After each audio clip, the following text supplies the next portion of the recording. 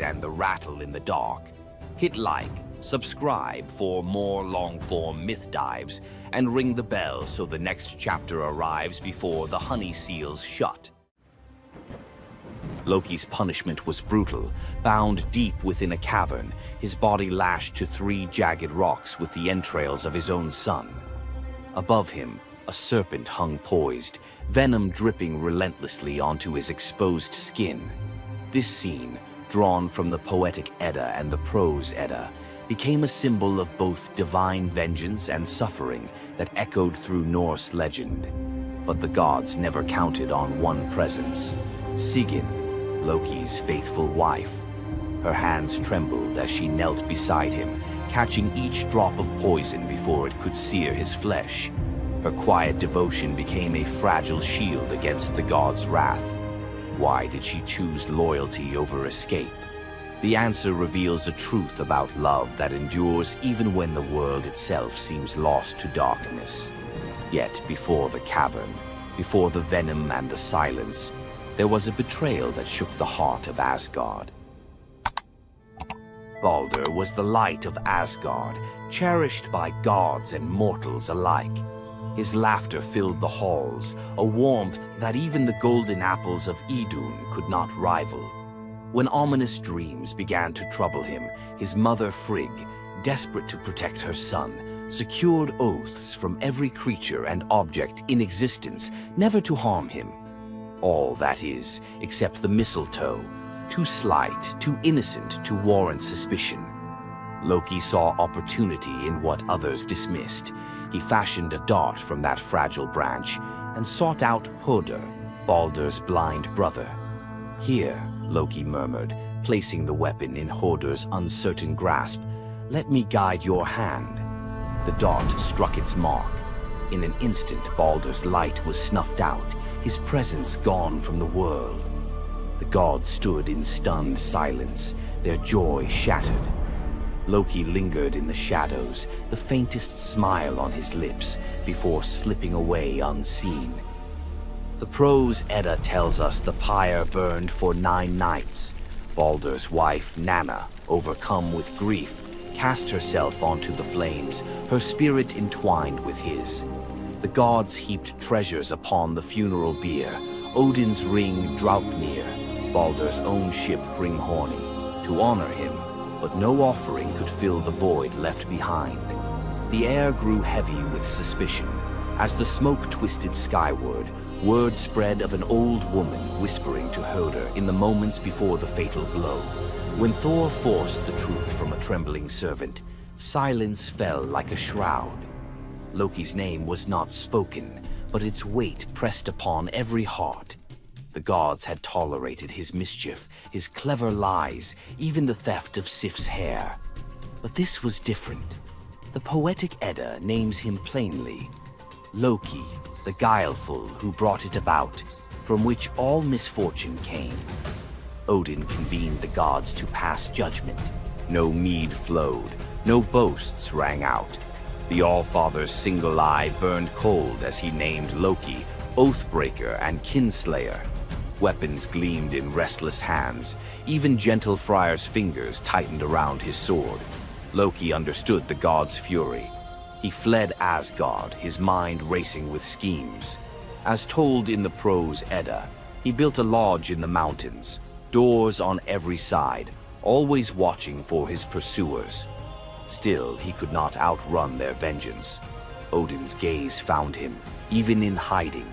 When the gods arrived, Loki tried to slip away, transforming into a salmon to evade capture in the river's swift current. But Thor's grip proved stronger than fate. Dragged back through the gates he once helped raise, Loki passed faces twisted with anger and betrayal. The god's judgment was swift. The path ahead led not to mercy, but to a place where pain and silence waited in the damp and the dark. They forced Loki into the heart of the earth, a cavern where the air pressed cold and heavy, and every sound echoed off stone walls, slick with damp. Water dripped steadily from above, each drop magnifying the hush that settled over the gods as they set to their grim task. The stench of venom lingered, sharp and persistent, mingling with the iron tang of old blood. Odin's single eye caught the flicker of Skadi's movement. A silent nod passed between them, sealing what would come next. 3 massive boulders, freshly gouged with holes, stood ready. The gods had not brought chains or rope. Instead, they made Loki's punishment a reflection of his own chaos. The prose. Edda tells us they transformed one son, Vali, into a wolf who slew his brother, Nari. With the entrails of Nari turned to iron by the god's will, they bound Loki fast, wrists, neck, thighs, and ankles locked tight against the unyielding stone. As the Völuspá declares, with the guts of his ice-cold son, the killer is bound. Each knot and twist was deliberate, a reminder that his own blood now held him captive. The weight of the rocks pressed into his flesh, a constant ache that would never fade.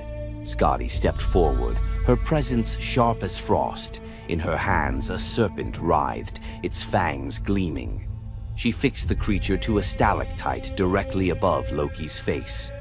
"For Balder," she said, her voice steady and cold. The serpent's jaws parted, and a bead of venom gathered at its tip. It hung for a moment, then fell. Loki's scream reverberated through the cavern, his body arching in agony as the venom burned into his skin. The pain was relentless, searing into bone, and the world above felt its echoes, earthquakes shaking Midgard, rivers shifting, the roots of Yggdrasil quivering. The gods watched in silence, their faces unreadable. Justice, they believed, had been served. As the serpent's venom continued its slow assault, the rhythm of torment became all-consuming. The next drop formed, poised to fall. Then a figure emerged at the edge of the chamber, a woman, silent, a wooden bowl cradled in her hands. Sigin's arms were blistered, her sleeves stained, but her grip was unwavering as she stepped into the circle of pain. The cavern held its breath. Sigyn knelt, her presence a quiet defiance. The venom hissed into the bowl, wood darkening with each drop. The gods turned away, their judgment complete, but the story within the cavern was only beginning. The bowl rested in Sigyn's hands, its wooden sides polished by hours of silent endurance.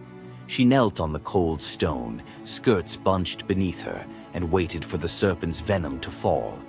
The first drop struck with a hiss, a thin wisp of smoke curling up as Loki's breath caught in his throat. She kept her gaze fixed on the bowl, her resolve anchored by the rhythm of her task. Time unraveled in the cavern, marked only by the relentless cadence of the venom. Drip, catch. The liquid sizzled as it struck the wood, the heat seeping through Sigyn's calloused palms. Each shift of her grip was subtle, a quiet adjustment to keep the bowl steady as her arms ached. Above, the serpent's shadow twisted over the stone, its coils unmoving, its venom gathering in slow, deliberate drops. Loki whimpered, bracing for pain that had become his constant companion. The sound of his dread was sharper than his cries. The air hung heavy with the stench of scorched flesh and the metallic sting of poison. The darkness pressed in, broken only by the faint glimmer of Sigyn's tears as they mixed with venom in the bowl, each drop a testament to her resolve. The silence between drops was punctuated by Loki's ragged breaths and the distant echo of water dripping from the cavern walls. Sigyn's world narrowed to the weight in her arms and the threat above.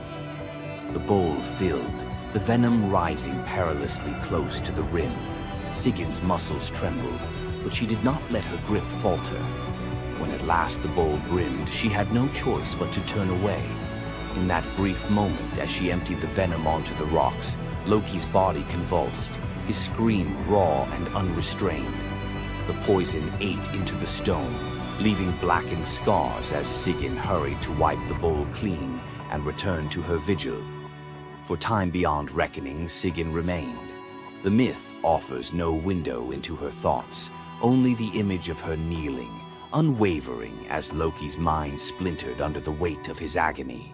Was she remembering laughter in sunlit halls, or simply unable to imagine leaving him alone in the dark? The venom's rhythm never changed. The bowl would fill. Loki would suffer. Sigyn would endure. In the hush that followed each scream, a question lingered, one that neither gods nor mortals could answer. Love in the dark was never simple. While the gods turned away, Sigyn remained, her presence reshaping the meaning of Loki's punishment.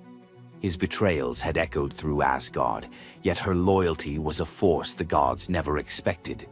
The Eddas offer no window into Sigyn's thoughts, recording only her actions. Blistered hands, a steady bowl, venom caught before it could sear flesh. This silence leaves space for us to wonder. Was it love that held her there, or a deeper sense of duty, something older and more enduring than the gods' own laws? Loki, once the master of deception, now depended on the mercy of the one he had so often left in the shadows. When the bowl overflowed and Sigyn turned away, each drip crept like fire through him, twisting his features in agony. His eyes, when they met hers, flickered with both gratitude and resentment.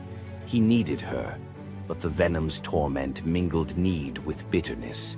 Still, Sigyn returned every time, catching the next drop before it could fall. The myths do not say what passed between them in those moments, only that she stayed, her resolve unbroken. Scholars often call Sigyn the embodiment of loyalty, the ultimate symbol of spousal devotion. Yet, her sacrifice was more than an act of love. It was a quiet rebellion. By kneeling in the cavern, she defied the gods' vision of justice. Odin had crafted Loki's punishment to be absolute, to break him alone in the dark. Sigyn's refusal to abandon her husband became a shield, her presence a silent protest that denied the gods complete victory. The Eddas never assign her a motive, leaving modern readers to fill the silence with their own questions and interpretations. Was her endurance an act of compassion, or a challenge to the order imposed by the gods? Each drip marked the passage of time, each bowlful a measure of suffering and steadfastness. Loki's laughter, once quick and sharp, faded into broken gasps. His words, sometimes curses, sometimes pleas, found no purchase. Sigyn's hands grew raw and ruined, but she did not falter. The cycle of pain and mercy continued, unbroken. In the end, it was not just Loki who endured the gods' punishment. Sigyn's vigil transformed it, turning isolation into a shared ordeal. In the darkness, her silent defiance and unwavering love became part of the myth, a testament to the power of presence, even when the world has turned away. Sigyn's vigil stands as one of Norse myth's quiet marvels, a steady presence in the shadows, her strength measured not in battle, but in endurance beside the one the gods condemned. As Loki writhed beneath the venom's relentless burn, Sigyn's hands never wavered. The Eddas remember her not for words or deeds of glory, but for the silent rhythm of her care. Her story reminds us that sometimes love endures in darkness. Sigyn's vigil continues until the twilight of the gods, Ragnarok, whenever that may come. Would you have stayed? If Sigyn's silent strength moved you, let us know in the comments or share your favorite Norse hero below. You thought fairy tales were magical. Think again.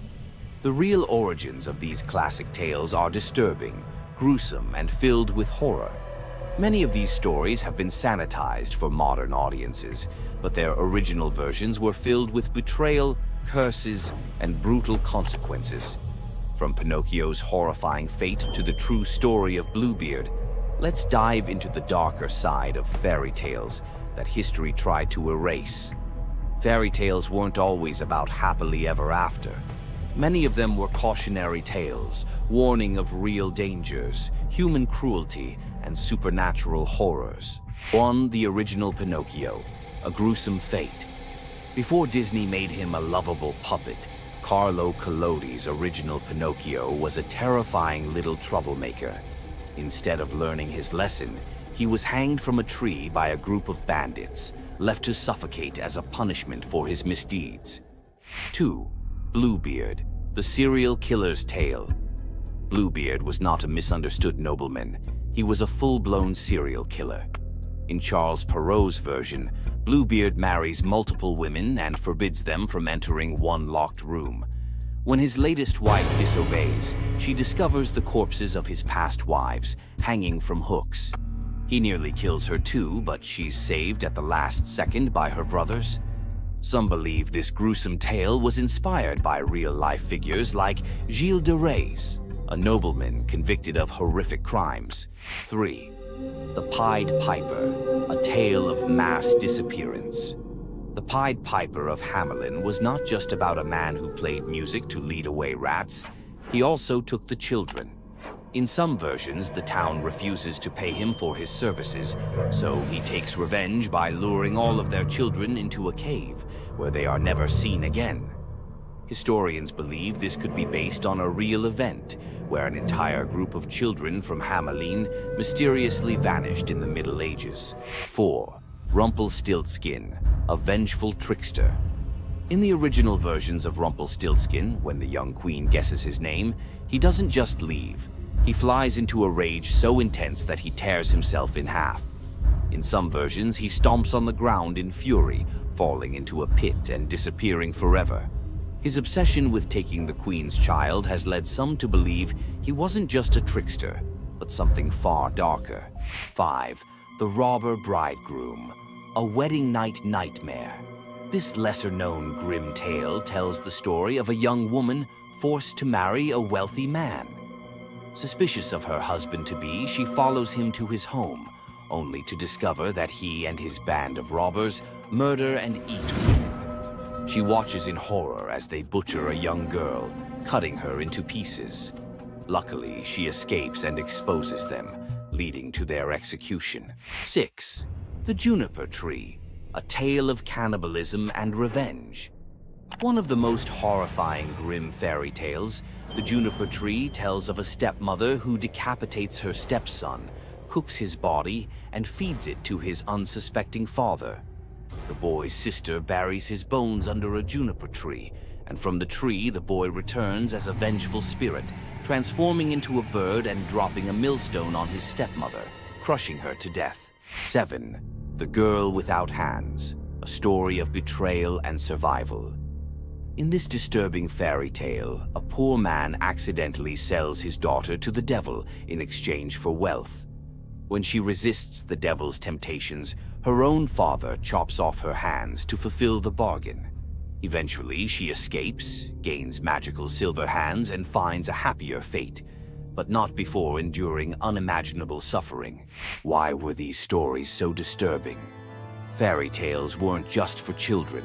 They were warnings, morality lessons, and sometimes outright horror stories meant to instill fear and obedience. Over time, many of them were altered, softened, or rewritten to make them more acceptable. Which of these dark fairy tales shocked you the most? Want to uncover more forgotten stories and chilling legends? Subscribe now and dive into the forgotten history of fairy tales. What would you do if you gave up everything for love, only to be betrayed by the one you trusted most?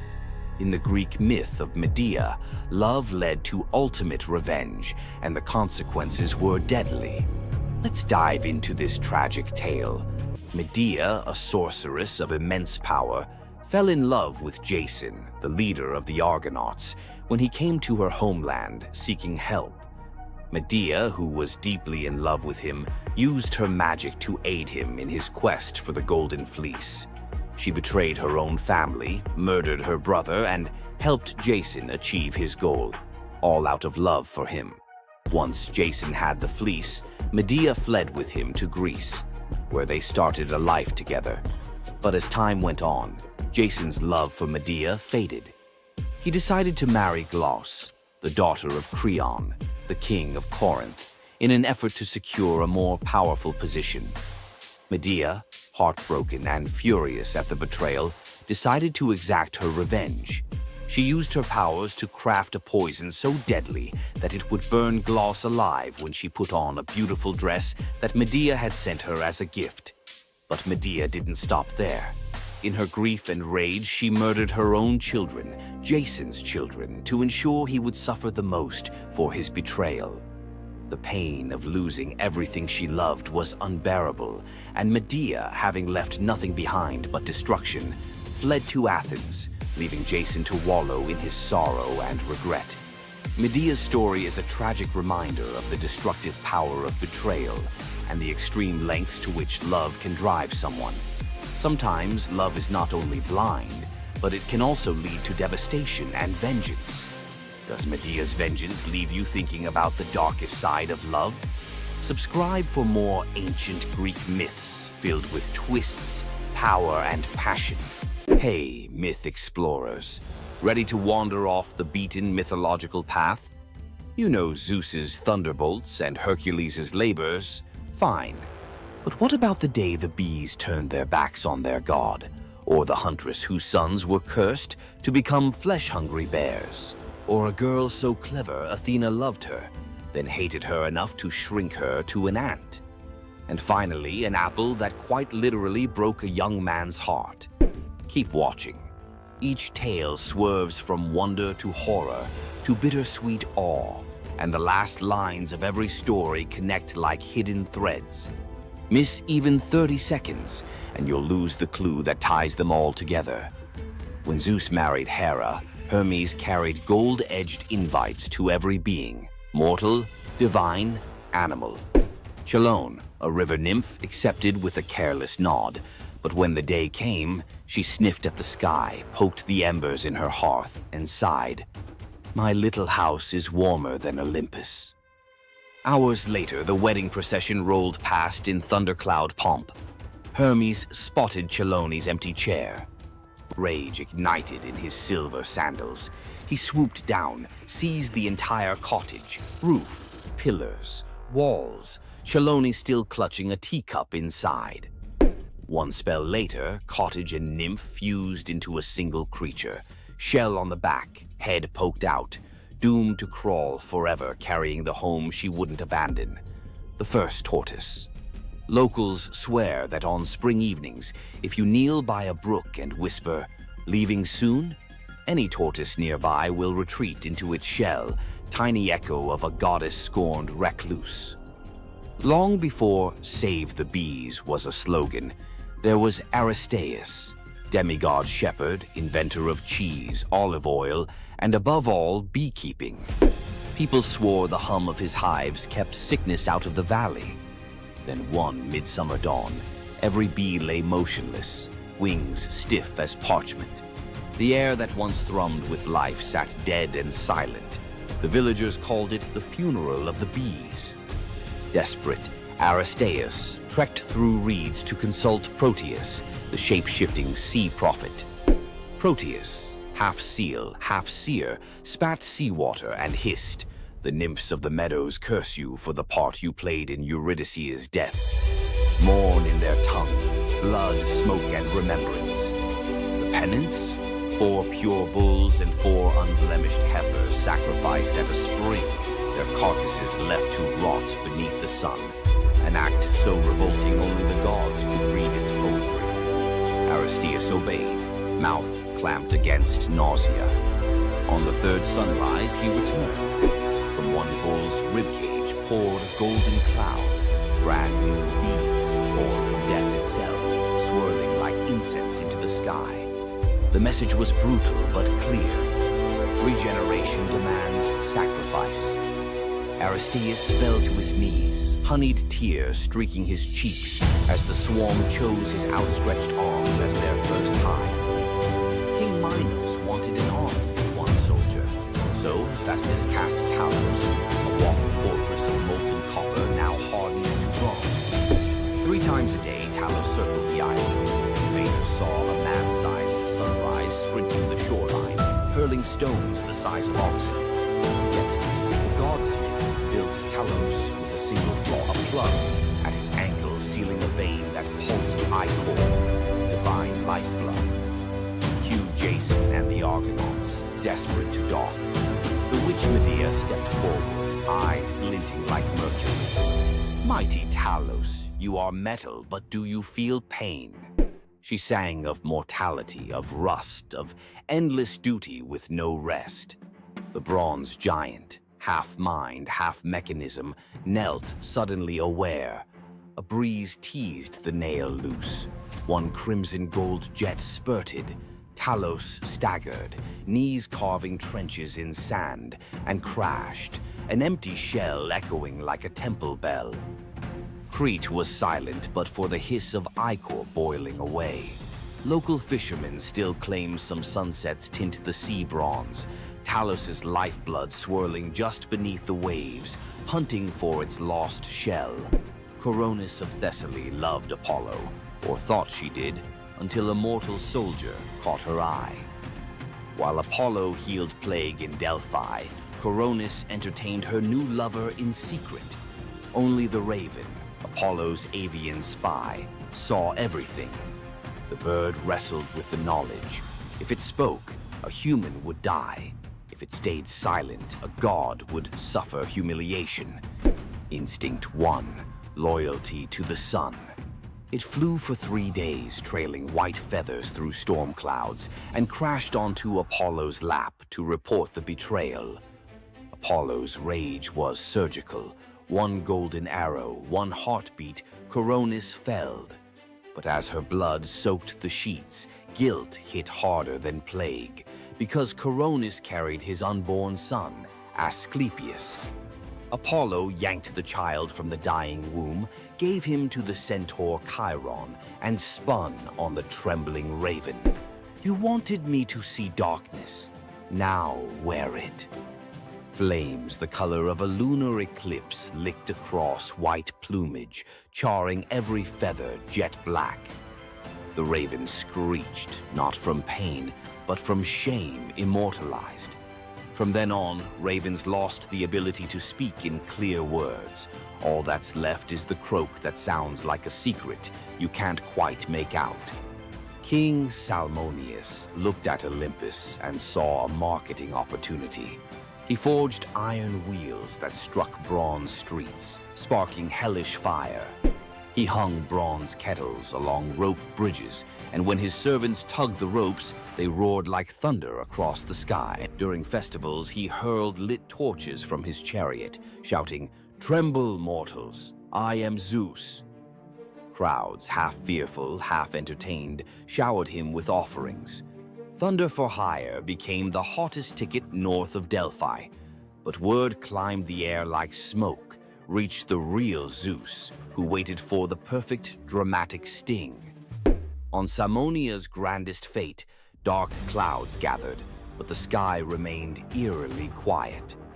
Salmoneus rode out, ready to drop his counterfeit thunder. Zeus answered with the genuine article, a single bolt that vaporized the rope bridges, melted the bronze road into a river of screaming metal, and hurled Salmoneus, chariot, horses, ego, into Tartarus. There, chained to a rotating rock, he hears only one sound. Authentic thunder he can never claim. Locals swear the ruins of Salmonia still ring on electric nights, metallic echoes of Zeus performing an audit on false advertising. Polyphonte, one-time devotee of Artemis, vowed to remain chaste, but Aphrodite, never fond of holdouts, infected her with lust for a passing bear. Yes, a bear. Polyphonte vanished into the woods and returned months later with twin boys, Agrius and Aureus, towering, coarse-haired, with appetites that chilled the blood. They laughed at altars, hunted travelers, and roasted human limbs over campfires. Zeus finally snapped. He ordered Hermes to punish the whole family in whatever way preserves terror for future ages. Hermes, unwilling to butcher newborns, enlisted Ares, who gleefully bound the twins upside down and hacked off hands and feet. But before the blade fell again, the gods changed their minds, opting for metamorphosis over gore. Polyphonte became the Strix, a death omen owl whose shriek freezes armies. Aureus twisted into a towering eagle owl, herald of war. Agrius sank into the body of a vulture, forever gnawing carrion. And the family's hillside cave? Locals swear it still reeks of smoke and sweet meat. Farmers mark its mouth with iron nails. Iron, they say, silences bare-born ghosts. Next time an owl howls before battle, remember Polyphonte's cursed lullaby, a mother's love curdled into dread for every soldier who hears it. Athena once chose an Attic girl named Myrmex as her personal protege. The goddess introduced a dream project, the world's first plow. Myrmex watched, learned, then, intoxicated by the crowd's applause, whispered that she had invented the tool. Athena's gray eyes darkened. Soon after, a jealous wind shoved Myrmex while she harvested wheat. She staggered, dropped an armful of sheaves, and heard laughter, a cruel echo of her own boast. Athena emerged, face sorrowful. You craved the harvest without the humility. She tapped the girl's forehead. Instantly, Myrmex shrank, limbs splitting, waist pinching. An ant scuttled where a maiden had stood, destined to steal crumbs of grain for eternity, mimicking the theft of Athena's credit. Centuries later, Zeus needed loyal subjects for his son Aeacus in barren Aegina. He saw the ant swarm and, in a grim joke, transformed them into soldiers. The Myrmidons, silent, disciplined, famous under Achilles at Troy. The bravest army in myth owes its origin to a single boastful sentence. Medusa grew up alongside the breathtaking Adonis under the roof of King Cinyras. Where Adonis was radiant, Medusa was steady, god, confidant, brother in all but blood. When a boar gored Adonis in Aphrodite's sacred grove, every flower dimmed, and Medusa felt his chest collapse inward. Days later, they brought Adonis's body home. Melas strung a rope from a pomegranate tree and hanged himself, grief carving deeper than any tusk. His wife Pelea followed. Aphrodite arrived, drenched in her own tears, too late to save them, but not too late to transform them. Melas became the apple tree, branches heavy with fruit the color of heart blood. Pelea became the dove, eternal companion to Aphrodite, cooing in the apple's boughs. Their infant son, also named Medusa, was spared and ordered to Delos to teach islanders the craft of shearing sheep. Ever since, Greeks call flocks mela in his honor. Legend says when an apple falls perfectly into a lover's open palm, Melos is granting a fragment of his devotion, a reminder that love can be both sweet and lethal. Every crunch echoes a heartbreak older than history. Careful who you offer an apple to. Aphrodite might just be listening. Which boundary breaker freaked you out most? Drop your vote below. Smash like if you'll think twice before faking thunder. Subscribe for Forgotten Monsters next week, and ring the bell. Unlike Melinoe, notifications haunt only by day. See you in the echoes. Imagine having a wish so powerful that everything you touch turns to gold. Sounds like a dream, right? But for King Midas, this dream turned into a nightmare. Let's dive into his tragic story. Once upon a time, King Midas ruled over a prosperous kingdom known for his wealth and opulence. But Midas wasn't just content with riches. He wanted more. He wished for the ability to turn anything he touched into gold. One day, the god Dionysus appeared before him and, impressed by Midas's devotion, granted him the wish. At first, Midas was overjoyed. Everything he touched, his food, his treasures, his furniture, transformed into gold. His wealth grew beyond imagination, and his joy knew no bounds. But soon, Midas realized the curse of his wish. He touched a rose, gold. He touched his food, gold. Desperate for a meal, he tried to drink water, gold. In horror, Midas realized that even his daughter, whom he loved dearly, turned into a lifeless golden statue when he touched her. Furious with the consequences of his greed, Midas begged Dionysus for mercy. The god, seeing the king's suffering, told him to wash in the river Pactolus. And in that moment, Midas's golden touch was taken away. The river's waters, now imbued with Midas's curse, carried gold downstream, forever tainting the land. King Midas's story is a reminder that greed often blinds us to the consequences of our desires. His once prized gift became his greatest curse, teaching us that not all treasures are worth the price. If King Midas's tale of power and greed left you thinking, make sure to subscribe for more epic Greek myths and their timeless lessons. Stay tuned for more stories of fate, love, and the god's wrath. Athena, the goddess of wisdom, war, and strategy, was one of the most powerful deities in Greek mythology. Feared by enemies, honored by heroes, and even challenging Zeus himself, Athena's legacy shaped legends, wars, and the very foundations of civilization. But was she truly a goddess of justice, or was there a darker side to her wisdom?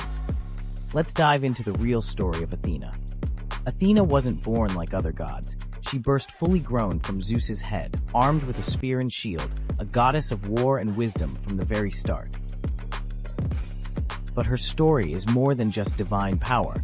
It's one of strategy, conflict, and influence that shaped the Greek world. The protector of heroes, Athena wasn't just a warrior. She was a tactician, a guide, and the ultimate ally to heroes. She helped Odysseus outwit the gods, gave Perseus the shield to defeat Medusa, and was the unseen force behind many Greek victories. The battle for Athens, Athena and Poseidon competed for control of the greatest city in Greece. Poseidon offered a mighty ocean, but Athena gave the olive tree, a symbol of wisdom and prosperity. The people chose her gift, and Athens was named in her honor. The merciless judge? Athena may have been wise, but was she just? When Medusa was assaulted in her temple, Athena didn't punish Poseidon, she punished Medusa, turning her into a monster. Later, she created the first court of law, showing her power wasn't just in battle, it was in justice, law, and politics. Wisdom and war, always balanced. Unlike Ares, the god of chaos and bloodshed, Athena's warfare was tactical, calculated, and precise. She was the goddess of the battlefield, but also the goddess of philosophy, craftsmanship, and knowledge, a balance between violence and intelligence. Her lasting legacy, Athena's symbols, the owl, the shield, and the olive tree, still represent wisdom, strategy, and peace today. The Parthenon, her great temple, still stands, and her influence can be seen in modern philosophy, war strategy, and even democracy itself. Athena wasn't just a goddess of wisdom. She was a warrior, a ruler, and a force that shaped civilizations. But was she truly wise, or just the ultimate strategist who always got her way? Want more deep dives into legendary gods and goddesses? Subscribe now and uncover the myths and realities of ancient deities. Tonight you'll meet the nymph whose beauty made Hades plant a forest in her image, a lover who weaponized an apple to hack a goddess's marriage laws, a king who may have raised the dragon that ate his island, a prophet who lived 7 years as each sex and paid with his eyes, and a royal couple whose wrecked ship still calms the winter seas. 5 deep-cut myths, none repeated from previous episodes. Stick around.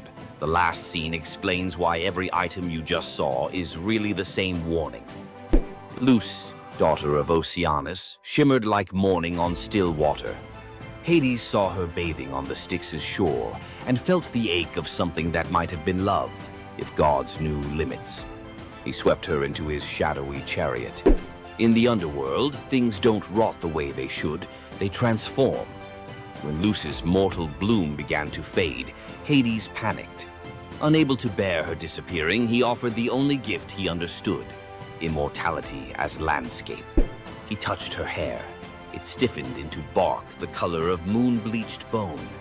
Leaves burst silver as coin flip flashes.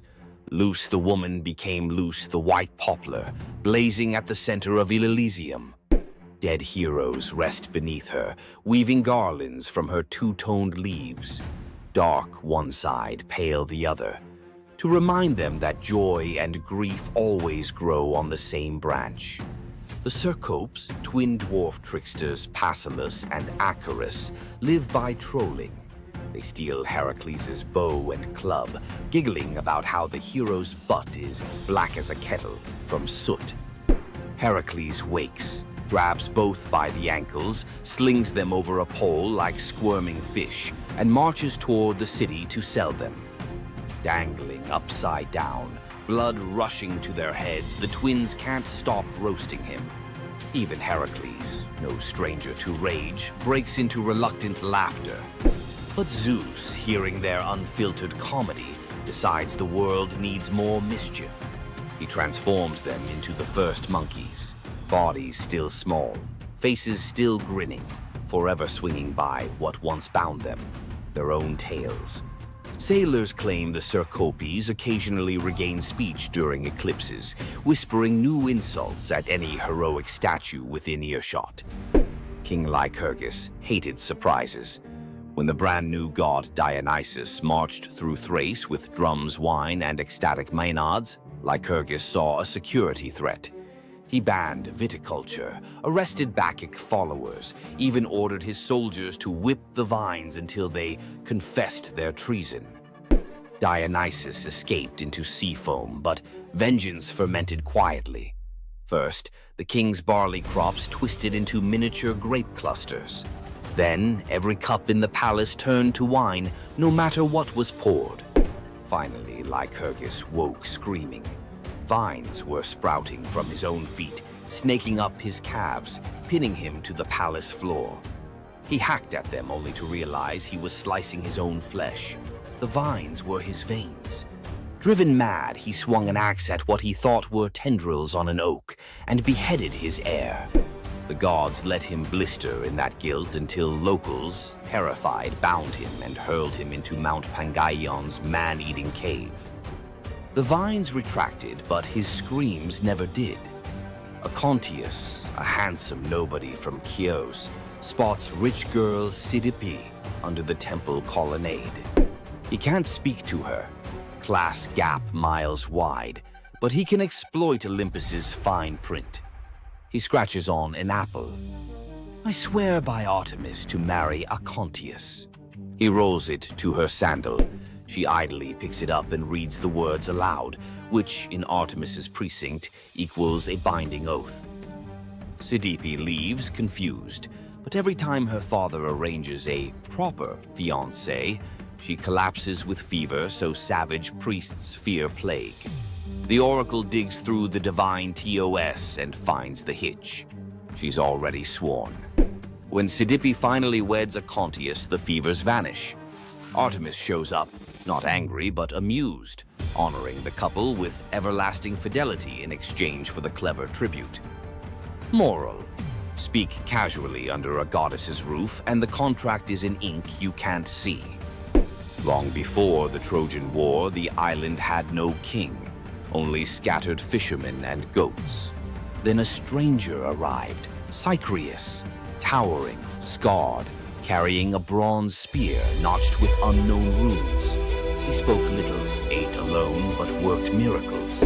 He dug cisterns where springs burst overnight, charmed a wild stallion into kneeling, and once, locals swear, stood barefoot in a ring of fire to prove courage to the storm god. By year's end, the islanders begged him to rule.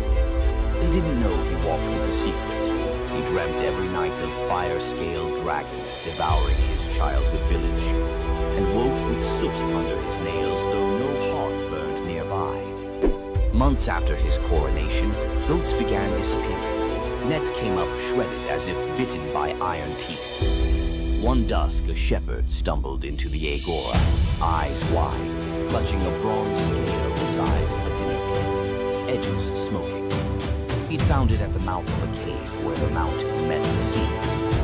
Cycreus said nothing, only studied the scale under torchlight. It matched the color of the runes on his spear. That night, villagers saw their king ride alone toward the cave. From cliffs, they watched the torch hours. Then, roaring deep enough to quake wine jars on kitchen shelves, flame burst from the cave mouth. Shadows of two giants, one man, one serpent, wrestled on the cave wall like monstrous puppet theater. At dawn, silence. Cycraeus emerged, armor warped, spearhead glowing red. Behind him dragged the colossal corpse of a sea dragon, neck twisted, fangs snapped, eyes like boiled copper.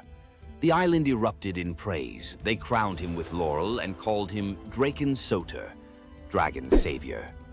Yet some noticed his smile was hollow, as if slaying the beast had lanced a boil he secretly cherished. After the triumph feast, Cycraeus changed. He paced battlements at midnight, muttering in a guttural tongue. His bathwater steamed black. Servants insisted the steam coiled like a serpent before dissolving. One harvest festival, a child accidentally spilled wine on his boots.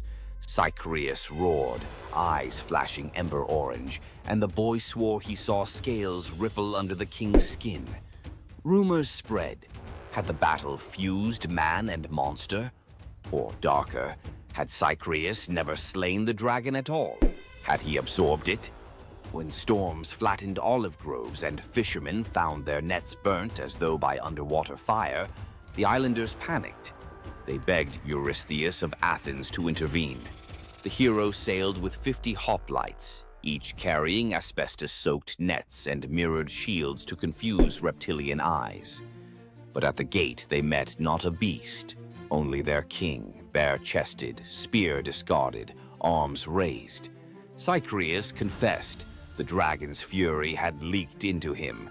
He'd battled it outside and now battled it within, losing ground each night. "Bind me or burn me," he said. Eurystheus chose mercy darker than execution, exile. He ferried Cycraeus to Eleusis, gift-wrapping the cursed king for the goddess Demeter, whose own grief could understand corrupted power. Demeter accepted, appointing Cycraeus as guardian of her holy processions, his inner fire now repurposed to ward off all lesser threats. As Cycraeus' ship slipped away, islanders swore the shoreline hissed, not from waves, but from a dragon's whisper receding with its unwilling host. Salamis kept the dragon's bronze scales nailed above city gates for centuries, tarnished mirrors reminding every leader, "Conquer your monsters, yes, but never wear their skins. Power taken from terror carries terror's seed. When rage becomes crown, abdication may be salvation." Young hunter Tiresias strikes the snakes with his staff. Hera curses him into a woman for 7 years. He marries, bears children, learns the loom songs of grief men never hear. 7 winters later, he meets the serpents again, carefully steps over them, spell breaks. He's male once more. Later, Zeus and Hera bicker. Who enjoys love more, man or woman? They drag Tiresias in as data point. He sides with Zeus. Women feel 9 times the pleasure. Hera, furious, blinds him. Zeus, guilt-struck, gifts prophecy and a lifespan of 7 generations. Thus, the greatest seer of Thebes walks the tightrope of fate without eyesight, yet clearer vision than any living soul. It's said he chuckled on his deathbed. "Blind, I've seen 2 worlds, inside and out." King Ceyx sails to consult an oracle. Wife Alcyone prays he waits for calmer weather. He doesn't. Zeus, annoyed that Ceyx invoked him too often in casual oaths, hurls a thunderstorm that swallows the ship. Ceyx's spirit, soaked and shivering, begs Iris to carry a goodbye. Sleep god Morpheus impersonates Ceyx's drowned corpse in Alcyone's dream. She wakes screaming, runs to the surf. There's the real body, ghost pale in foam. In raw despair, she leaps after him. The gods, pierced by this double plunge, morph the lovers midair into halcyon birds, kingfishers with royal blue backs. To let their floating nest survive, Zeus stills the winter seas for 14 days every January. Sailors call it the halcyon days, when storms bank their rage and even grief takes a coffee break. Which transformation slapped hardest? Tree, oath, dragon, gender shift, or bird? Hit the comments. Smash like. If you'll think twice before reading random fruit out loud, subscribe for next week's plunge into the three mortals who blackmailed the fates. And ring that bell. Unlike Zeus's thunder, it won't roast you for imposter syndrome. See you in the halcyon calm. Ask most people about Greek myth and you get 12 labors, a Gorgon's haircut, or a fire thief nailed to a cliff. Tonight we leave the doom scroll and open the side door. Some lesser-known legends where the gods give instead of take. Or something you love. Silence the group chat, because each tale rolls out in 4 acts, exactly like a Netflix mini-EP. First jar on the left, a polished grain of barley the size of a thumbnail. Let's pry it open. Eleusis, dusk. Fields are dust. Demeter still mourns Persephone. Villagers starve, except Triptolemus, teen son of King Celeus, who offers the goddess barley porridge cooked from his final handful of grain. Moved, Demeter turns her grief to gratitude and hands him a leather pouch of enchanted seed. Demeter's next gift is wilder, a bronze chariot yoked to 2 serpents the size of river dolphins. They hiss, but obey her touch. Fly, she tells Triptolemus, and sow the earth. He launches like steam from a kettle, dragons beating emerald wings over seas and mountains, seed flitting from his fist, taking root the instant it kisses dirt. Triptolemus lands in Scythia, demonstrates plowing, and shares bread hotter than sunrise. Their ruler Lyncus smiles, then creeps into the guest hut with a dagger, planning to steal credit. Demeter's serpents coil awake, eyes phosphorescent. Steel meets scale. The goddess materializes and, with a snap, turns Lyncus into the first lynx, forever stalking fields he can never harvest. Triptolemus lifts off again, safer and wiser. Dragons spiraling like living irrigation lines. Everywhere wheat sprouts, famine folds, and villages invent words for thank you. When he finally parks the chariot in Eleusis, Demeter names him patron of farmers and slots a constellation, the sower, above the autumn sky. Rural Greeks still claim that seeing twin shooting stars at harvest means Triptolemus's dragons are checking yields.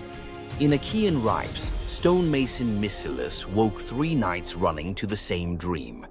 Hercules, lion skin reeking of cedar smoke, beckoned him across the sea to the pebble-dappled waters of Asar. Leaving one's birthplace was illegal, but divine persistence outweighs city ordinances. Neighbors dragged him before the civic tribunal. Verdicts were cast with white, acquit, and black, condemn, pebbles dropped into an urn. Mycilus prayed under his breath. As judges emptied the urn, every stone, white and black alike, shone snow white. Gasps. No law forbade miracle loopholes, so the council shrugged and released their suddenly blameless defendant. Mycilus sailed west. At Italy's heel, he found the river Asar flashing with pale cobbles, exact match to his dream. He also found an old burial mound dedicated to a local hero named Croton, once hospitable to Hercules himself.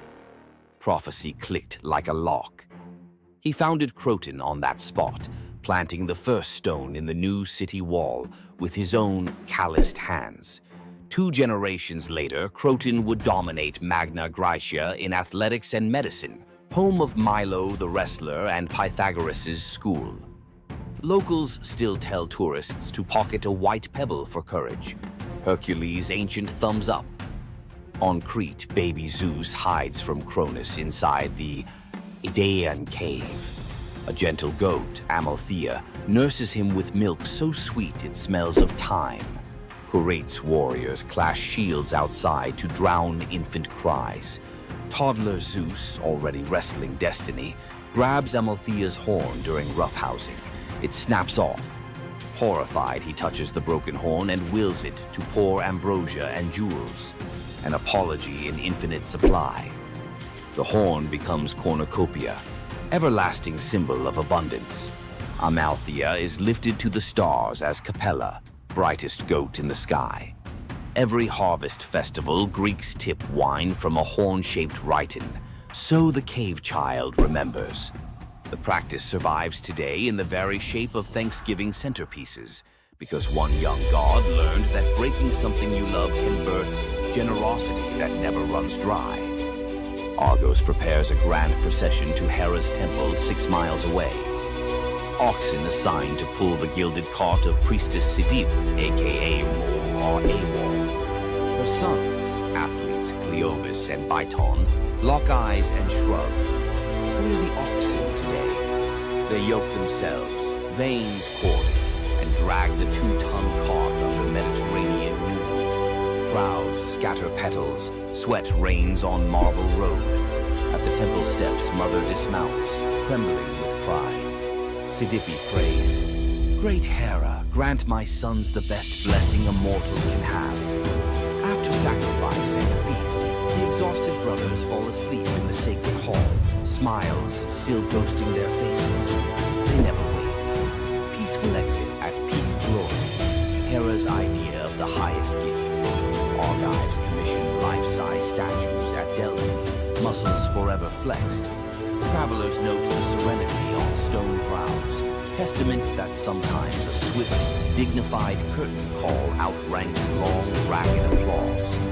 Young Taurus, demigod son of Poseidon, pilots a skiff scouting for new colonies. A storm detaches rudder from reality. Mast snaps like uncooked spaghetti. Waves swallow everything but Taurus clinging to driftwood. Poseidon, scanning seafloor currents, flicks his trident. A dolphin larger than a rowboat rockets upward, scoops Taras, and planes across the wine-dark sea like a living surfboard. At dawn, the dolphin deposits him on Italy's sunlit heel.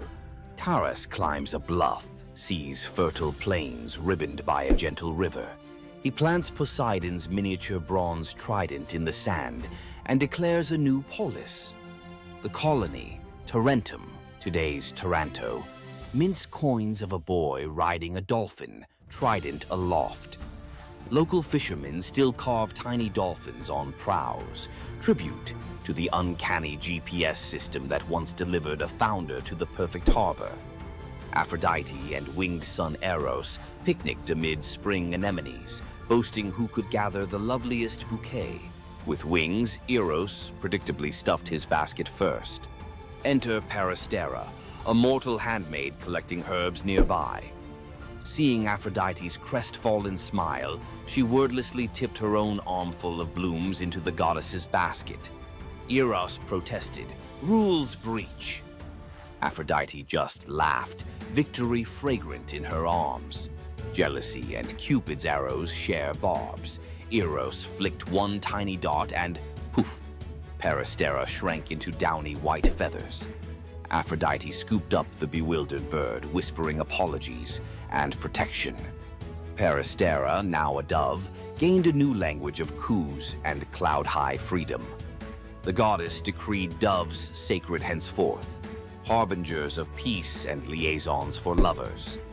From Cyprus to Corinth, newlyweds release white doves, so their first horizon carries Peristera's gift. Help your friends win, and you may end up airborne, emblematic, and forever cherished by a goddess who remembers favors. Cretan teenager Epimenides entered a cave seeking a stray lamb. Cool air lulled him into a nap on soft moss. When he stepped back into sunlight, the lamb was a weather-bleached skull, and his town looked upgraded. He'd slept 57 years. Word of the time traveler raced to Athens, then reeling under plague and factional strife. They summoned Epimenides. He prescribed symbolic spring water baths for citizens and a cleansing of unjust murder cases, the world's first state-sanctioned amnesty. He also ringed the city with incense-burning altars to the unknown god, appeasing whichever deity felt snubbed. Within a year, the plague receded, civic tempers cooled. Grateful Athenians offered gold. Epimenides accepted only vines for his Cretan temple, proof that sleep had taught him value over price. Legends credit him with tweaking the Greek lunar calendar and penning riddling prophecies. Even today, Cretan shepherds warn drowsy companions, "Nap too long in a sacred cave, you'll wake up a consultant." Aristaeus, son of Apollo and huntress Cyrene, loved tinkering.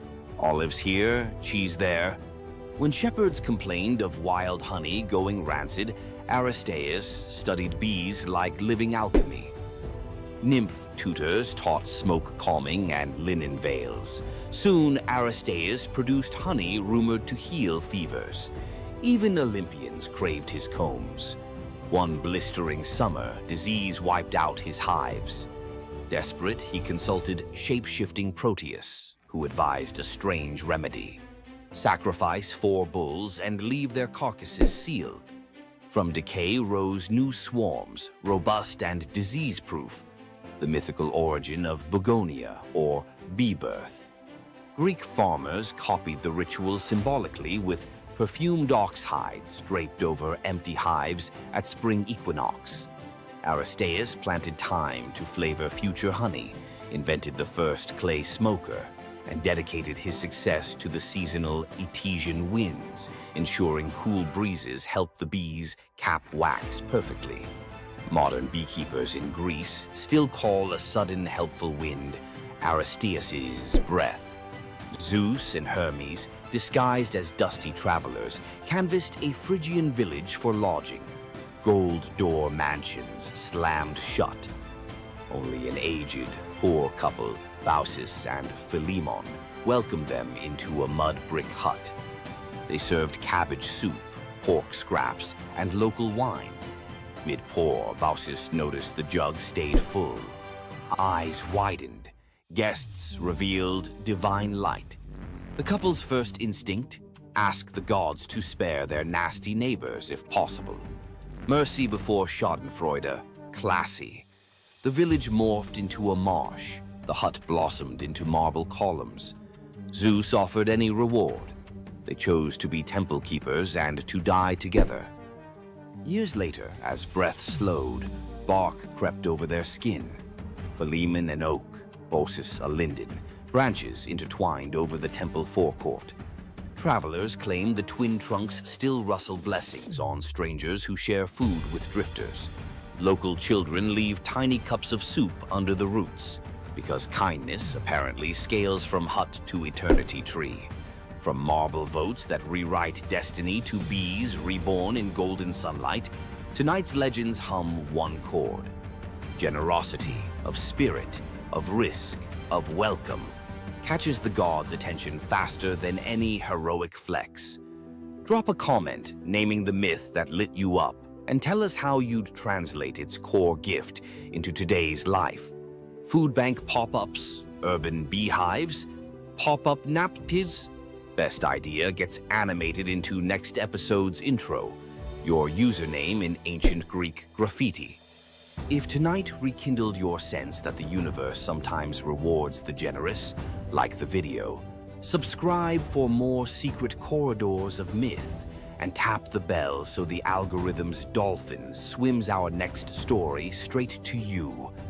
Until then, keep a white pebble in your pocket, a spare bouquet for a stranger, and an ear attuned to wind that maybe, just maybe, started in a very old apiary. Ever wondered what it would be like to walk through the ancient world and encounter mythical creatures from Greek mythology? Get ready to meet the beasts that shaped legends. In Greek mythology, creatures were more than just beasts. They were symbols of the forces of nature, God's will, and humanity's struggle with the unknown.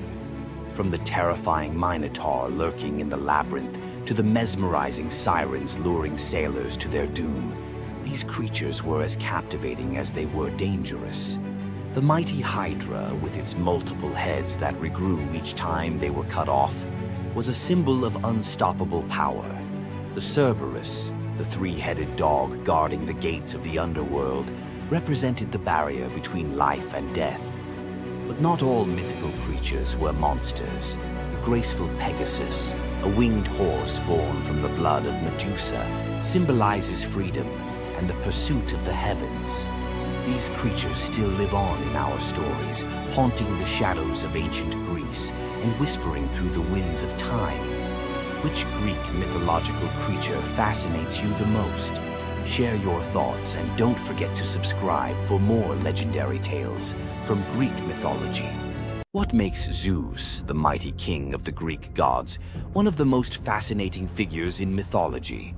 Is it his unparalleled power over the skies, his cunning strategies, or the sheer drama of his endless affairs? While his tales are legendary, there's one story that stands out: the epic battle that earned Zeus his throne, the Titanomachy. This isn't just a story of a god's rise to power, it's a tale of rebellion, alliances, betrayal, and the ultimate struggle between two generations of divine beings. Stay with us as we dive into the myth of the Titanomachy, Zeus's role in overthrowing the Titans, and the secrets that shaped his reign. Before Zeus became the king of the gods, his father, Cronus, ruled the cosmos. Cronus was the youngest of the Titans, a race of primordial deities born of Uranus, the sky, and Gaia, the earth. The Titans were immensely powerful, but also deeply flawed. Cronus had gained power by overthrowing his own father, Uranus, in a brutal act of betrayal. But just as Cronus had betrayed his father, a prophecy loomed over him, warning that one of his own children would overthrow him. To prevent this, Cronus took a horrifying precaution. He swallowed each of his children as they were born, imprisoning them in his stomach for eternity. But Gaia, the ever-watchful mother of the gods, wasn't about to let this happen again.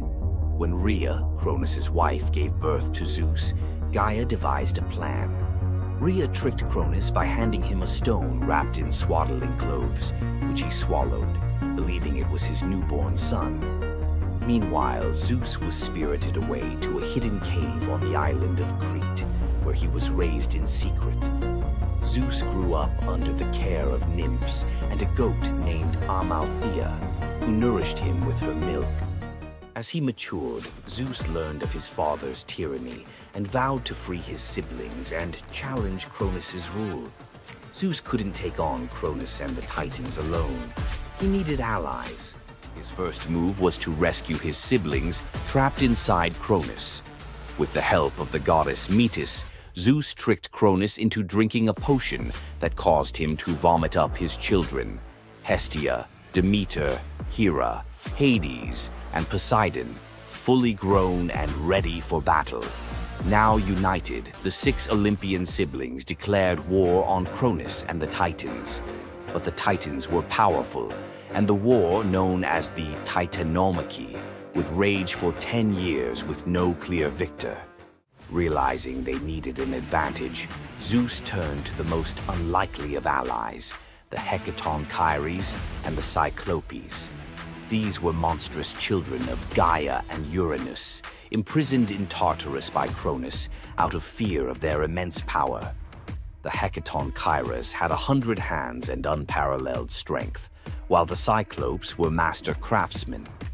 Zeus descended into Tartarus, defeated its terrifying guardians, and freed these imprisoned beings. In gratitude, the Cyclopes forged weapons for Zeus and his brothers. Zeus received the thunderbolt, Poseidon the trident, and Hades a helmet of invisibility. With these tools and the raw power of the Hecatonchires, the Olympians finally had the upper hand. The final clash of the Titanomachy was a cosmic spectacle. The Titans, led by Cronus, unleashed their full fury, shaking the very foundations of the universe. Mountains crumbled, seas boiled, and the skies erupted in chaos. But Zeus and his allies were relentless. Zeus hurled his thunderbolts with unerring precision, scorching the battlefield and scattering the Titans' ranks. Poseidon unleashed massive earthquakes, and Hades used his helmet of invisibility to sow confusion among their enemies. The Hecatonchires proved invaluable, hurling massive boulders with their 100 hands, overwhelming the Titans. One by one, the Titans fell, their immense power no match for the combined might of the Olympians and their allies. Cronus was the last to fall. Zeus struck him down with a thunderbolt so powerful that it split the skies. With Cronus's defeat, the Titanomachy was over. With the Titans defeated, Zeus and his siblings faced a choice: what to do with their vanquished foes. In a move both strategic and ruthless, Zeus imprisoned the Titans in Tartarus, deep within the underworld, where they would remain for eternity under the watchful eye of the Hecaton Kyries. Zeus then divided the cosmos with his brothers. He claimed the skies as his domain, Poseidon took the seas, and Hades ruled the underworld. Together, they established the rule of the Olympians, with Zeus as their undisputed king. But the Titanomachy left scars. Gaia, enraged by the imprisonment of her Titan children, gave birth to new monstrous beings to challenge Zeus's reign. Among them was Typhon, a creature so fearsome that even the gods trembled before him. Typhon's battle with Zeus is another story for another day, but it serves as a reminder that power in the ancient world was never secure. Zeus's rise to power marked the beginning of a new era, but his reign was anything but peaceful. While he was the king of the gods, his rule was marked by constant challenges, from rebellious mortals to jealous deities and his own unquenchable desire for love and control. Zeus was both a protector and a tyrant, a figure who inspired awe and fear. His thunderbolts were a symbol of justice, but they were also a tool of destruction. He fathered countless children, both mortal and divine, and his many affairs often sparked conflict among the gods. Yet, despite his flaws, Zeus's rule brought stability to a chaotic world. Under his reign, the gods established order, overseeing the realms of humans and maintaining the delicate balance between earth, sea, and sky. The myth of Zeus and the Titanomachy isn't just a tale of war. It's a story about the cycles of power and rebellion. Just as Zeus overthrew Cronus, who had overthrown Uranus, Greek myths suggest that even the mightiest rulers are vulnerable to the forces of change. Zeus's story reminds us that leadership comes with its own set of challenges. It's not just about gaining power, it's about maintaining it, often at great cost. Zeus's rise to power is one of the most thrilling tales in mythology, filled with battles, alliances, and sacrifices. But what do you think? Was Zeus a just ruler, or was he simply another tyrant destined to fall like the Titans before him? Let us know your thoughts in the comments below. Don't forget to like this video if you enjoyed this dive into Greek mythology, share it with fellow myth lovers, and subscribe to our channel for more epic tales from the ancient world. Until next time, remember, the gods may rule from above, but their stories remind us of the struggles we all face below. You've heard of a goddess whose beauty was unmatched. But what if I told you that her beauty wasn't what it seemed? In fact, her allure led to some of the darkest consequences in ancient myth. This goddess, adored by many, held the power to captivate anyone with a mere glance. She was so beautiful that her charm could sway the gods, kings, and mortals alike. But this beauty came with a deadly price. The goddess we're talking about is none other than Aphrodite, the Greek goddess of love and beauty. While she is often depicted as the epitome of grace, sensuality, and allure, her beauty was more of a curse than a gift. Aphrodite's powers extended beyond just physical beauty. Her charm was irresistible, but it came at a cost. Her very presence could bring turmoil. Many heroes and kings fell victim to their obsession with her. Take Paris, for instance. His decision to choose Aphrodite as the fairest of the goddesses set in motion the events that led to the Trojan War. His desire for her beauty caused the death of thousands and the fall of Troy. But Aphrodite's beauty didn't just destroy men, it could break gods too. The tale of her and Ares, the god of war, exemplifies this. While Aphrodite was married to Hephaestus, the god of blacksmiths, her passionate affair with Ares led to chaos among the gods. Her beauty wasn't just about attraction, it caused jealousy, betrayal, and ultimately destruction. Despite her dazzling appearance, Aphrodite was also a figure of deceit and destruction, proving that beauty, when it holds such power, can be dangerous. It's no wonder the ancient Greeks warned that appearances can be deceiving. Aphrodite's beauty may have dazzled the world, but her story teaches us that sometimes what's on the surface can mask a much darker reality. So, was Aphrodite's beauty a blessing or a curse? The myths suggest that beauty, when wielded by the gods, is never what it seems.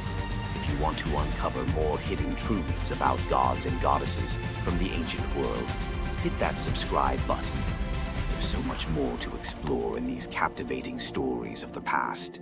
Centaurs, half man, half horse, heroes or savages? Think you know the full story? Wait until you uncover the darker side of these iconic creatures. Watch till the end to discover what ancient myths don't tell you about the Centaurs. In Greek mythology, Centaurs were seen as both wild and noble beings. They were often depicted as powerful warriors, famous for their strength and skill in battle. But what if the truth behind them was far more sinister than anyone imagined? While some centaurs, like Chiron, were revered for their wisdom and kindness, many others were violent, uncontrollable creatures. These savage centaurs were known for their drunken brawls and uncontrollable rage. The most infamous event?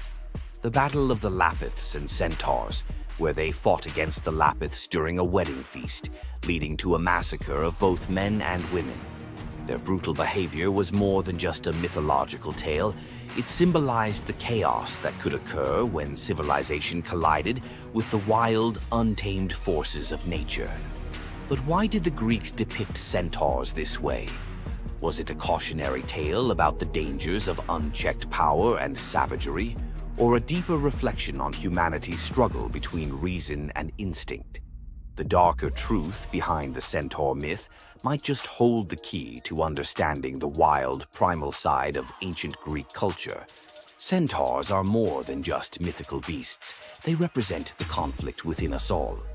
If you're fascinated by the hidden truths of ancient myths, don't forget to subscribe for more dark stories from Greek mythology. Imagine a woman so terrifying that a single glance from her could turn anyone into stone. Medusa, a name that echoes through history as a monster, a villain, and a symbol of pure horror. But what if everything you thought you knew about her was wrong? Medusa wasn't always a monster. Her story is one of betrayal, injustice, and a curse she never deserved. She wasn't born a villain. She was made into one by the gods themselves. But even as a victim, she found a way to turn her tragedy into power. Today, we'll unravel the myth of Medusa and discover the deeper truth behind her story. From her tragic origins to her transformation into a feared Gorgon, to her epic confrontation with Perseus. This is the tale of Medusa like you've never heard it before. Long before the snakes, before the curse, Medusa was a mortal woman of extraordinary beauty. She wasn't born a monster. She was born human, the daughter of the sea gods, Phorcys and Ceto. While her sisters, Stheno and Euryale, were immortal Gorgons, Medusa stood apart as the only mortal among them. But it wasn't her mortality that set her apart. It was her beauty. Medusa's golden hair, radiant complexion, and striking eyes captured the attention of everyone, even the gods. She served as a priestess in the temple of Athena, goddess of wisdom and war, vowing to remain pure and devoted to the goddess. This is where her life took a tragic turn. According to the myth, Poseidon, the god of the sea, became infatuated with Medusa. Overcome by desire, he pursued her relentlessly, and one fateful day he cornered her in Athena's temple. Medusa, defenseless, could not escape his wrath. But instead of protecting her, Athena turned her fury against Medusa. The goddess, enraged by the desecration of her temple, cursed Medusa for what had happened, punishing the victim instead of the perpetrator. Athena's curse transformed Medusa into a gorgon, a being so hideous that no one could bear to look at her. Her golden hair turned into a nest of venomous snakes, and her eyes became so powerful that a single glance could turn living creatures to stone. This moment defined Medusa's new existence. Once revered for her beauty, she was now feared and hunted as a monster. But beneath the horror of her transformation lay a deeper question. Was Medusa truly cursed, or had she been given a weapon to defend herself in a world that had betrayed her? Medusa fled from civilization, retreating to a remote island where she lived in solitude. Here she came to terms with her new form and the terror it inspired. The snakes in her hair hissed constantly, and her reflection, once a source of pride, was now a weapon she couldn't dare to look at. But the world wouldn't let her rest. Tales of the monster of the island spread across Greece, and soon warriors came seeking glory by trying to slay her. None succeeded. Each challenger who entered her domain fell victim to her petrifying gaze, their bodies forever frozen in stone.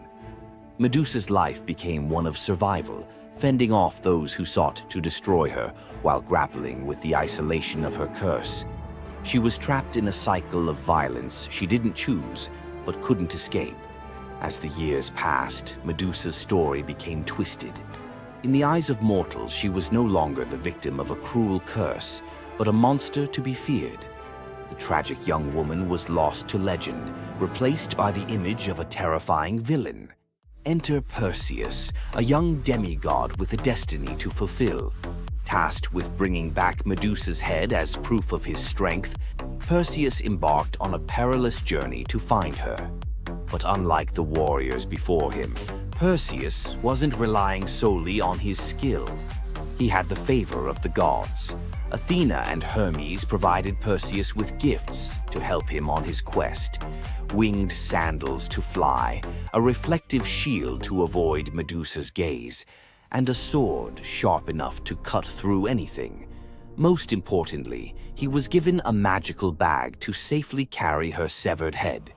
Perseus's journey to Medusa's lair was filled with danger, but none compared to the final challenge, facing the Gorgon herself.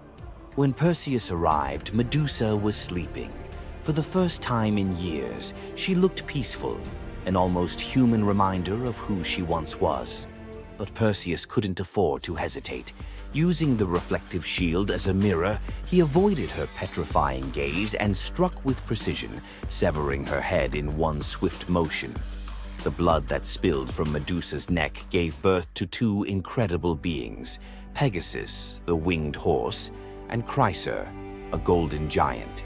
Even in death, Medusa's body produced miracles, a testament to the power she had carried within her. Perseus carried Medusa's severed head back to Greece, where it became both a trophy and a weapon. Her gaze retained its power, turning enemies into stone, and Perseus used it to defeat his foes and protect his people. But Medusa's story didn't end with her death. Over time, her image transformed from that of a monster to a symbol of strength and defiance. Women, especially, began to reclaim her story, seeing her as a figure who resisted the gods and survived unimaginable betrayal. Today, Medusa is more than a mythological figure. She's an icon. Her face appears in art, literature, and even modern movements that challenge systems of power and oppression. But the question remains, was Medusa truly a monster, or was she a victim of a world that feared her power? Medusa's story is a reminder that myths are more than just tales of gods and heroes. They're reflections of human nature, of the injustices and triumphs we still see today. So, what do you think? Was Medusa a villain, or was she a misunderstood symbol of resilience? Leave your thoughts in the comments. Give this video a like if you found her story as fascinating as we did, And don't forget to subscribe to the channel for more deep dives into the myths and legends that continue to shape our world. Until next time, keep questioning, keep exploring, and keep looking beyond the surface.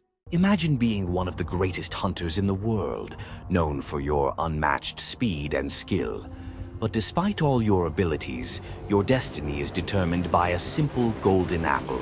Let me tell you the tragic tale of Atalanta, the huntress who couldn't escape her fate. Atalanta was abandoned at birth by her father, Zeus, who didn't want a daughter. Left to die in the wilderness, she was raised by a she-bear, learning to hunt and survive. As she grew, Atalanta became a legendary warrior, her skills in hunting unmatched. But no matter how great she became, she could never escape one thing: her prophecy. A prophecy foretold that Atalanta would only marry a man who could outrun her in a race. As the years went by, many suitors came, eager to win her hand. But Atalanta, fiercely independent, defeated them all. Her speed was unbeatable, and no man could match her skill. Then came Medea, a brave hero who had heard of Atalanta's strength and beauty. Unlike the others, he didn't boast about his abilities. Instead, he came prepared with a plan. Medea, knowing Atalanta's curse, asked the goddess Aphrodite for help. She granted him 3 golden apples, which he used to distract Atalanta during their race. As Atalanta raced ahead, confident of her victory, Medea tossed the apples one by one in her path. The golden apples were so beautiful, they distracted Atalanta just enough to slow her down. In the end, Medea won the race, and Atalanta was forced to marry him, despite her reluctance to give up her independence. But the story doesn't end in happiness. Atalanta and Medea's marriage was plagued with regret. Atalanta, still driven by her need for freedom, felt trapped by the very love she couldn't escape. And in the end, Medea, whose destiny was also marked by the gods, tragically died before she could ever truly be free. Atalanta's story is a tale of love, fate, and the clash between personal destiny and desire. Despite her unmatched strength and independence, her fate was sealed by love, and her story remains a tragic reminder of how even the most powerful can be brought down by what they cannot control.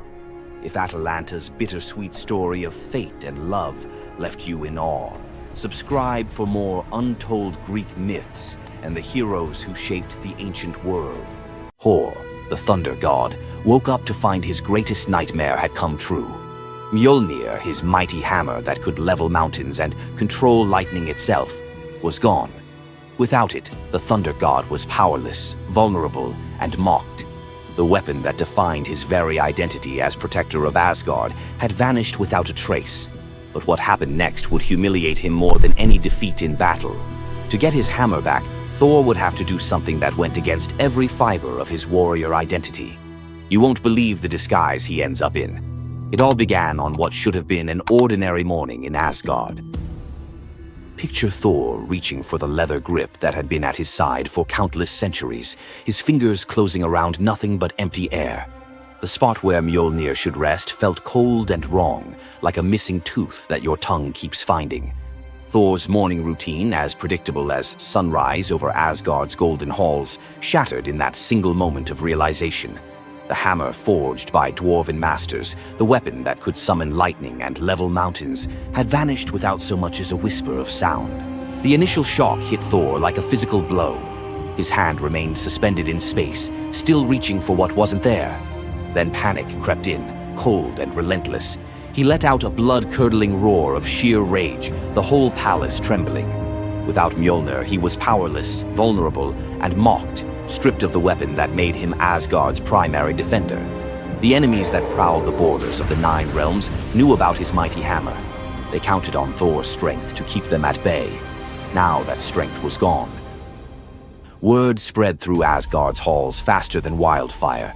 The other gods gathered in emergency council, their faces grave as they grasped the full scope of the crisis. Odin's ravens had brought no news. The watchmen at the gates had seen nothing. Mjolnir had simply disappeared, as if it had never existed at all. The assembled gods understood what Thor's loss meant for their realm. Asgard stood vulnerable, its greatest protector reduced to a shadow of his former self. Loki stepped forward through the crowd of worried gods, his familiar, cunning smile playing at the corners of his mouth. He offered to investigate the theft using his shape-shifting abilities, volunteering to venture where other gods could not go undetected. The council accepted his proposal immediately, desperate for any lead in their search. Thor watched his brother prepare for the mission, knowing that Loki's success or failure would determine his own fate. Loki first borrowed Freya's magic feathered coat, allowing him to fly in falcon form to Jotunheim without raising alarms. Each dead end pushed Thor deeper into desperation. He imagined facing his enemies defenseless, their laughter echoing as they realized the thunder god carried no thunder. The trail finally led to the most dangerous territory of all, Jotunheim, the realm of the giants. Loki strode into the council chamber with the confident gait of someone who had solved a mystery, but his expression carried an ominous weight. The giant Thrym, lord of the frost giants, had openly boasted about his theft from his massive throne of ice and stone. He had buried Mjolnir 8 leagues beneath the frozen earth of his realm, thrice deeper than any giant's hall, he claimed, placing it where even Thor's strength would be useless. Thrym had what he thought was a simple demand for the Norse gods. He wanted the beautiful goddess Freya as his bride in exchange for the hammer's return. The giant had fixated on her legendary beauty and grace, convinced that possessing both Mjolnir and the goddess of love would make him the most powerful being in all the 9 realms. His arrogance knew no bounds as he described his elaborate wedding plans to Loki, speaking of golden halls and feasts that would last for weeks.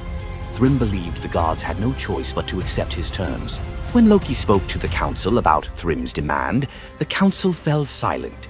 Freya's reaction shattered the tense quiet that followed Loki's report, causing her rage to break the Brysinger necklace, its gems scattering across the floor in glittering fragments. She declared she would rather throw herself into the deepest ocean than marry the frost giant who dared make such a demand. The gods found themselves trapped in an impossible situation. They could sacrifice one of their most beloved goddesses to a giant's lust, or they could leave Thor permanently weakened and Asgard vulnerable to every enemy that prowled the borders. The council erupted in frantic debate. Some suggested launching a full assault on Jotunheim, but Thrym's fortress was impregnable and his army vast. Others proposed trickery or negotiation, but every path led to either devastating war or humiliating surrender. Heimdall, the far-seeing guardian who watched over the Rainbow Bridge, had remained silent throughout the heated discussions. When he finally spoke, his words stopped every conversation in the hall. His suggestion was so outrageous, so completely unthinkable, that even Loki's jaw dropped open in shock. The gods stared at Heimdall as if he had lost his mind, but they were out of other options. What he proposed, however, would challenge everything Thor stood for as a warrior. Heimdall's words hung in the air like a challenge to the very foundations of Norse honor. The far-seeing god had suggested that Thor disguise himself as a bride and infiltrate Thrym's wedding feast to recover Mjolnir. He spoke with calm authority, tie housewife's keys about his waist, and pin bridal jewels upon his breast. The idea was so fundamentally opposed to Norse concepts of masculine honor that Thor's initial response shook the very walls of Asgard. He declared the plan preposterous and swore he would never hear the end of it if word spread that the Thunder God had dressed as a woman. The assembled gods watched in tense silence as their mightiest protector wrestled with a challenge that could not be solved through brute force or lightning strikes. They had already considered launching a full assault on Jotunheim, but Thrym's fortress was impregnable and his army vast. No other choice remained. Thor paced the hall like a caged wolf, his massive fists clenched as he grappled with the impossible choice between his warrior's pride and his duty to protect Asgard. Every instinct in his body rebelled against the idea of abandoning his identity as a fearsome warrior to play the role of a delicate bride. Loki stepped forward with barely contained excitement, volunteering to accompany Thor as his maidservant. The trickster god's eagerness to participate in this elaborate deception revealed his true nature. While Thor struggled with the concept, Loki was already plotting the specifics of costumes, mannerisms, and the lies they would need to maintain throughout their dangerous mission. The transformation began with layers of bridal linen draped over Thor's massive frame. Servants brought forth delicate jewelry, housewives' keys that symbolized domestic authority, and a dainty hood for his head. Finally came the precious necklace of Briesinger. Each item added to the disguise felt like another blow to Thor's warrior identity. When he finally looked at his reflection, the god of thunder saw an unconvincing bride staring back at him. Thor finally accepted the plan because no alternative existed. The unlikely pair prepared to set off for enemy territory, where their deception would face its ultimate test among giants, eager to celebrate their lord's triumph. The great hall of Thrym's fortress buzzed with excitement as giants gathered to witness their lord's marriage to the most beautiful goddess in all the 9 realms. Thor sat at the high table in his bridal disguise, surrounded by massive frost giants who raised their drinking horns in celebration. The feast spread before them displayed the giants' wealth and power. Roasted oxen filled enormous platters, fresh salmon gleamed on silver dishes, and barrels of mead stood ready to fuel the night's festivities. Thor's legendary appetite struck like a thunderbolt. He polished off an ox and ate whole salmon in moments, tearing through the meat as if he hadn't eaten in weeks. 3 measures of mead vanished as quickly as if someone had poured them into a bottomless pit. The assembled giants watched in stunned silence as the delicate bride consumed more food than most warriors could handle. Thrym's eyes narrowed with growing suspicion. This goddess ate like a battle-hardened warrior, returning from a long campaign, not like the refined Freya he expected to marry. Loki stepped forward with the smooth confidence of a master storyteller. He spun a tale about Freya's 8-day fast in eager anticipation of reaching Jotunheim and marrying the mighty Thrym. The explanation painted a picture of a lovesick goddess, so excited about her wedding that she had refused all food during her journey. The giants nodded in understanding, their suspicions melting away as they accepted this romantic explanation. Thrym felt honored by such devotion and relaxed completely, his doubts vanishing. Beneath his bridal veil, Thor's rage simmered like molten metal ready to explode. Every moment at the feast brought new challenges as he struggled to maintain feminine mannerisms while surrounded by his enemies. His massive hands shook with barely controlled fury as he watched the giants celebrate what they believed was their victory over Asgard. The critical moment finally arrived. Thrym commanded his servants to bring Mjolnir forth, the very moment Thor had trained his eyes on since dawn. The servants placed the legendary weapon before the disguised bride as part of the traditional ceremony. Thor's fingers closed around Mjolnir's familiar handle, and lightning immediately crackled through the hall. He ripped away his bridal veil and roared his true identity to the shocked giants. Thrym's eyes widened in terror as he realized the bride he had been celebrating was actually the god of thunder himself. Thor swung Mjolnir, killing Thrym instantly after crushing his skull with Mjolnir, then turned on the assembled giants, and even the pleading giantess met Mjolnir's crack before the hall fell silent. The theft that had begun with arrogance ended in complete destruction. This tale reveals how even the mightiest heroes must sometimes sacrifice their pride to protect what matters most. Back in Asgard, the Aesir never spoke of the bearded bride again, though a few still hide a smirk when Thor raises Mjolnir. And we end this story with a very valuable lesson. Never steal Thor's hammer. And if you're going to, don't make him dress like a woman.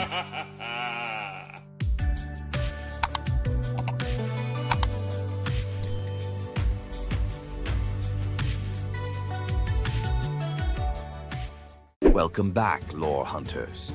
Tonight I'm unwrapping some myths that slip through the cracks of pop culture, tales so rich you could live in them for weeks. Let the veils fall. Old Phaon hauled passengers between Lesbos and Asia Minor in a skiff patched more than a beggar's coat. One dusk he carried an aged woman for free when storms canceled the rich man's coin. She touched his wrist, her skin warmed like sunrise. That crone revealed herself as Aphrodite. Payment: an alabaster jar of rose-scented balm. Phaon rubbed a dab on his temples. Waves reflected a new face, jaw sharp, curls ink black. Word of the god-veined ferryman blitzed across isles. Queens queued for night voyages. Fame fed on humility until none was left. Phaon mocked old lovers, hiked his fairs, painted his hull with gold leaf. Aphrodite, hearing temple incense now dedicated to Phaon instead of herself, revisited, this time as a scarred sailor claiming poverty.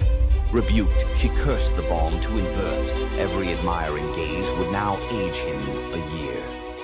By next moon, the once idol looked like driftwood. He vanished, some say into the strait's whirlpool, others into a hermit cave.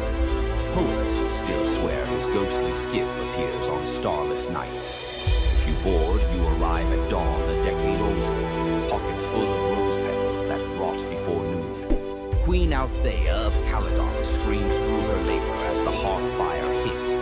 From the embers, a coal spat out, a single firebrand the length of a dagger. The fates appeared, scissors glinting. Lachesis measured the newborn's life against that coal. Clotho whispered, when the wood is ash, the boy is dust. Althea snatched the brand, quenched it in a silver urn, and hid it under her bed. The baby, Meleager, grew into a spear god in the training yard. None but his mother guessed why storms seemed to pause for him. Years later, Artemis loosed a boar monstrous as a siege tower to punish King Oeneus for a skipped sacrifice. Hunters from every Greek polis gathered. Meleager led, eyes bright as forge fire. Among the heroes strode Atalanta, swift, lethal, and female, an affront to the older princes. In the thicket, Atalanta's arrow struck first blood. Meleager's spear finished the beast. He offered her the pelt. Male egos erupted. Two of Meleager's uncles drew blades. Meleager defended the huntress, slaying his own kin. Word sprinted ahead of him to the palace. Althea collapsed at news her brothers lay dead by her son's hand. Grief wrestled prophecy in her chest. Shaking, she fetched the firebrand, lit a torch, and held both over the brazier. Her love warred her rage for 9 heartbeats. On the 10th, she let the wood slip. Miles away, Meleager felt his marrow ignite. He dropped mid-stride, armor ringing like a funeral bell. At the palace hearth, the brand hissed its last and fell to gray powder. Althea watched the flakes swirl, then walked into the flames herself. In Calydon, they still say, whatever a mother births, her fire can reclaim.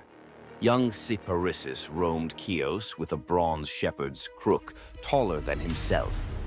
Apollo, idling in mortal disguise, gifted the boy a tame stag crowned with ivory antlers. It followed him like sunrise follows dawn. One blistering noon, flies tormented the stag. Cyparissus, meaning only mercy, aimed his javelin to shoo them. The tip glanced off a stone, pierced soft flank. The deer collapsed, breath misting blood. Cyparissus dropped beside it, sobs carving caverns in his throat. Apollo arrived to heal, lyre weeping gold notes. But the boy refused salvation for himself. He begged, give me a grief that never dries, so I remember him forever. Clouds boiled violet, the ground drank color from his sandals upward. Where Cyparissus knelt now stands the first cypress, trunk straight as a spear of mourning, sap weeping resin tears. Greeks plant the tree in graveyards because its roots plunge only downward, never sideways, like a grief that refuses distraction. On summer nights, hunters claim the wind through cypress needles sounds like antlers brushing the sky. Athens hailed Cephalus and Procris as couple of the century. He an expert hunter, she a devotee of Artemis. As wedding gift, the goddess sent 2 marvels. Lalaps, a hound fated to catch any quarry, and a spear destined never to miss. One morning, Cephalus rested from the chase and sang to the breeze, calling it Nephele, sweet comfort.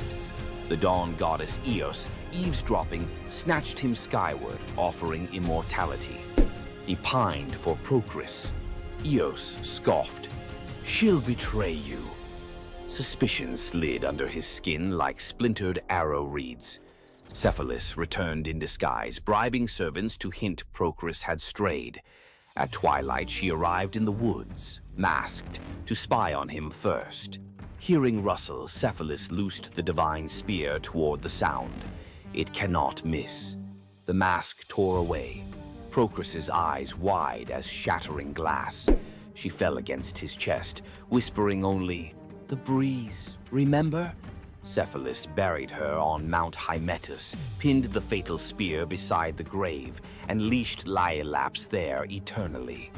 Some nights, hikers see a spectral dog chase a phantom hare in circles that never close, while a jealous wind mutters the name Nephele through the pines. Poor farmer Ligdus told his pregnant wife, if the child is female, exposure must follow. Dowries ruin paupers. Desperate Telethusa prayed to Isis. The goddess appeared, golden-winged. Bear the child, raise her as son.